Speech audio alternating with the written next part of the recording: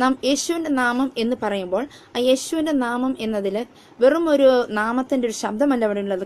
കർത്താവായ ക്രിസ്തുയേശു നമ്മുടെ ഈ പ്രാർത്ഥന കേൾക്കുമ്പോൾ ഇറങ്ങി വന്ന് ജനങ്ങൾക്ക് വേണ്ടുന്ന സൗഖ്യവും ദൈവം ആഗ്രഹിക്കുന്ന പ്രവൃത്തി അവരോട് ചെയ്തെടുക്കുകയാണ് ചെയ്യുന്നത്. അതുകൊണ്ട് നാം ചെയ്യേണ്ടത് ഒറ്റക്കാരൻ അപ്പോസ്തലനായ പൗത്രോസ് പറഞ്ഞതുപോലെ നമ്മളിലൂടെ ദൈവം ചെയ്യുന്ന അത്ഭുതങ്ങളെ കാണുമ്പോൾ, ദൈവ പ്രവൃത്തികളെ കാണുമ്പോൾ ഒരിക്കലും നാം സ്വന്തം മഹത്വം എടുക്കാതെ പകരം അവിടെ ഇങ്ങനെ അപ്പോസ്തലനായ പത്രോസ് പറഞ്ഞ വളരെ ശ്രദ്ധിക്കേണ്ട കാര്യമാണ്. ഈ കാലഘട്ടങ്ങളിൽ ക്രിസ്തുവിൻ്റെ ഭാവം തന്നെ നിങ്ങളിലും ഉണ്ടായിരിക്കട്ടെ എന്ന് പറഞ്ഞത് വളരെ പ്രധാനപ്പെട്ട ഒരു ഘടകമാണിത്.